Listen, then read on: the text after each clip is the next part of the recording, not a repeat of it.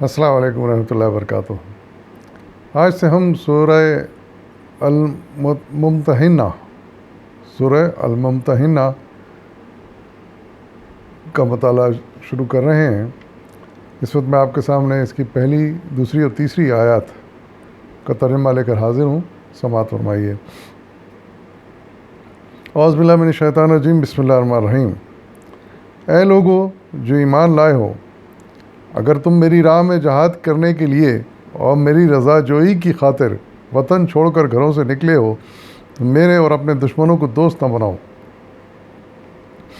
تم ان کے ساتھ دوستی کی طرح ڈالتے ہو، حالانکہ جو حق تمہارے پاس آیا ہے اس کو ماننے سے وہ انکار کر چکے ہیں، اور ان کی روش یہ ہے کہ رسول کو اور خود تم کو صرف اس قصور پر جلا وطن کرتے ہیں کہ تم اپنے رب اللہ پر ایمان لائے ہو۔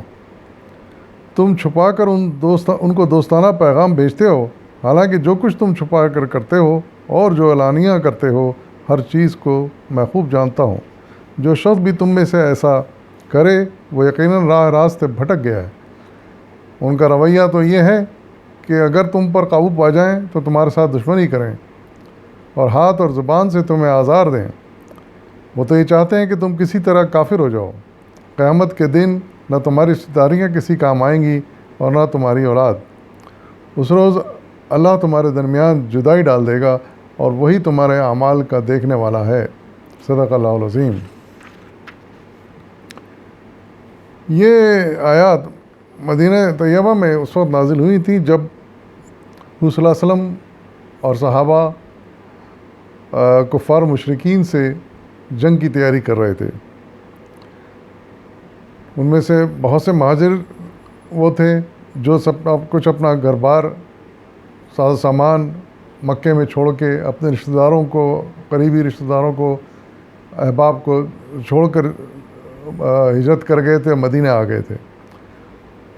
اور اب یہاں سے چونکہ وہ انہوں نے کفار مشرکین نے تنگ کر رکھا تھا، یہاں بھی ان کو چین لینے نہیں دے رہے تھے، تو صلی اللہ علیہ وسلم نے پھر ان کے خلاف ایک جنگ کی تیاری شروع کی۔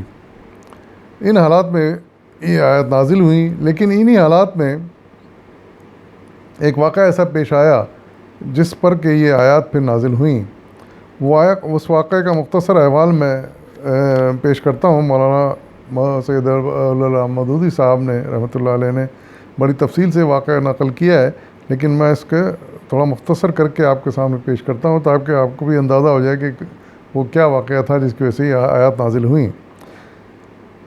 آپ لکھتے ہیں اپنے حاشیہ نمبر 1 میں کہ قصہ یہ ہے کہ جب قریش کے لوگوں نے صلح حدیبیہ کا معاہدہ توڑ دیا تو رسول اللہ علیہ وسلم نے مکہ معظمہ پر چڑھائی کی تیاریاں شروع کر دیں، مگر چند مخصوص صحابہ کے سوا کسی کو یہ نہ بتایا کہ آپ کس مہم پر جانا چاہتے ہیں۔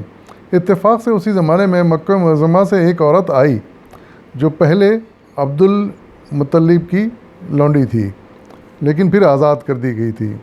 اس نے آ کر حضور سے اپنی تنگ دستی کی شکایت کی اور کچھ مالی مدد مانگی۔ آپ نے اس کی یہ حاجت پوری کر دی۔ جب وہ مکہ جانے لگی واپس تو حضرت حاتم بن ابی بلتعہ اس سے ملے اور اس کو چپکے سے خط بعض سرداران مکہ کے نام دیا اور 10 دینار دیے تاکہ وہ راز فاش نہ کرے، اور اسے چھپا کر یہ خط ان لوگوں تک کہا کہ یہ پہنچا دے، یعنی مکے کے جو سردار قریش تھے وہ ان تک پہنچا دے۔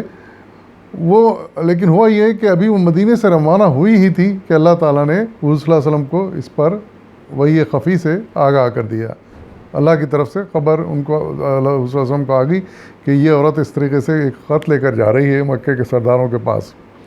تو آپ نے صحابہ کو بھیجا اس کے پیچھے کہ اس کو پکڑو اور اس سے وہ خط نکالو۔ صحابہ گئے، انہوں نے اس کو خط دینے کے لیے کہا، ڈرایا دھمکایا، تو پھر اس نے وہ خط ان کے حوالے کر دیا۔ تو اس خط میں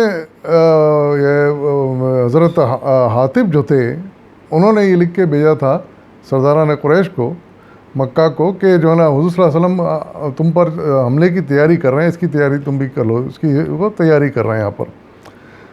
تو یہ خط جب حضور کے سامنے کھول کر پڑھا گیا تو اس میں قریش کے لوگوں کو اطلاع دی گئی تھی کہ حضور صلی اللہ علیہ وسلم تم پر چڑھائی کی تیاری کر رہے ہیں۔ حضرت حاتب سے پھر رسول اللہ صلی اللہ علیہ وسلم نے اس بارے میں دریافت کیا یہ کیا حرکت ہے؟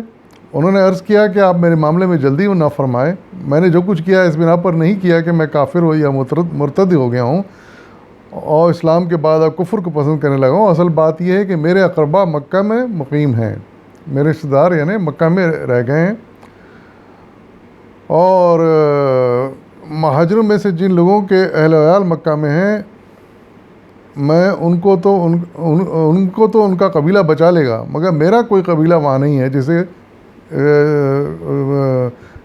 جو کہ میرے خاندان کے لوگوں کو بچائے۔ اس لیے میں نے یہ خط اس خیال سے بھیجا تھا کہ قریش والوں پر میرا ایک احسان رہے اور جس کا لحاظ کر کے وہ میرے بال بچوں کو نہ چھیڑیں اور ان کو تنگ نہ کریں۔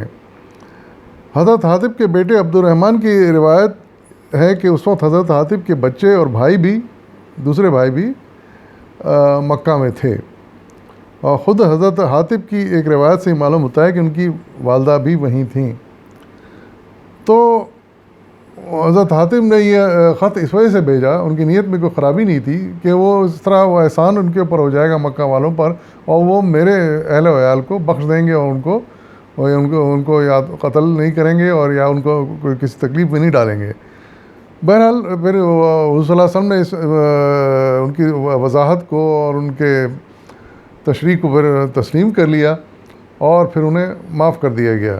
لیکن یہ کام ایک ایسی غلطی تھی کہ جو مسلمانوں کو بڑا نقصان پہنچا سکتی تھی، یعنی اگر وہ خط ان کو مل جاتا سرداران قریش کو مکہ کو تو وہ تیاری کر لیتے پوری جنگ کی، اور پھر اگر جنگ ہوتی تو اس میں مسلمانوں کا کافی جانی نقصان ہو سکتا تھا۔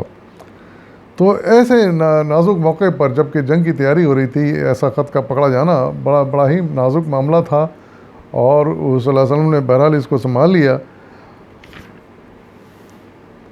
تو لیکن اللہ تعالیٰ کو یہ بات پسند نہیں آئی اور اس پر اللہ تعالیٰ نے تنقید فرمائی ہے۔ آگے وہ لکھتے ہیں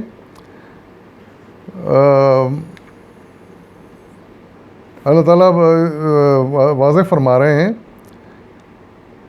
کہ جو دوستانہ پیغام اس طرح بھیجتے ہو، جو چھپا کر بھیجتے ہو، اعلانیہ کرتے ہو، جو بھی ہو، اللہ تعالیٰ ارشاد فرما رہے ہیں کہ میں اس کو اچھی طرح جانتا ہوں، میں ہر چیز سے واقف ہوں۔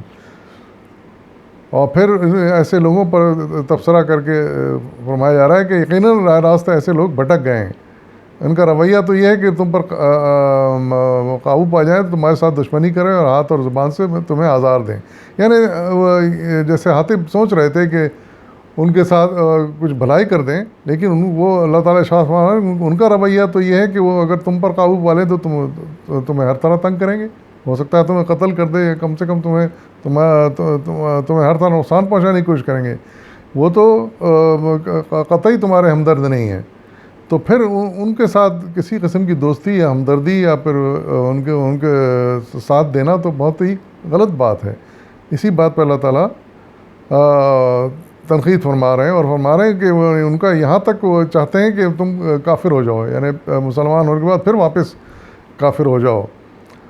اور پھر ایک تنبیہ بھی کی اللہ تعالیٰ نے یہاں پر ارشاد فرمایا ہے کہ قیامت کے دن یہ رشتہ داریاں اور یہ تمہاری اولادیں کسی کام نہیں آئیں گی، یعنی یہ جن رشتہ داروں اور اولادوں کے خاطر تو تم اتنے بڑے اقدام کر رہے ہو، مسلمانوں کے نقصان کے درپے ہو رہے ہو اور خطرہ بن رہے ہو، تو وہ رشتہ دار اور وہ اولادیں وہ تمہارے قیامت کے دن کوئی کام نہیں آئیں گے، تمہاری کچھ مدد نہ کر سکیں گے۔ تو پھر ایسے لوگوں کے لیے تم اتنی بڑی قربانی دے کر کیوں خطرہ مول رہے ہو، اپنے لیے بھی اور اپنے دوسرے مسلمانوں کے لیے بھی۔ اور ارشاد فرمایا جا رہا ہے کہ قیامت کے دن تو کوئی رشتہ دار کسی کے کام نہیں آئے گا، سب میں جدائی ڈال دی جائے گی، ہر ایک کو اپنی اپنی فکر ہوگی، ہر ایک اپنی فکر کرے گا۔ تو اس طریقے سے ایک دوسرے کا غلط ساتھ دینے سے کچھ حاصل نہیں ہوگا، اور اس طرح کی حرکتیں تمہارے لیے سزا کا باعث بن سکتی ہیں۔ یہ ساری تنبیہات تھیں اور یہ واقعہ تھا جس پر یہ آیات نازل ہوئیں، اور اس سے ہمیں بہرحال سبق ملتا ہے کہ ایسے موقعوں پر ہمیں بھی کس قدر احتیاط سے کام لینا چاہیے، اور ایسے موقعوں پر رشتہ داری اور برادری کا کوئی لحاظ نہیں کرنا چاہیے۔ وآخر دعوانا الحمد للہ رب العالمین۔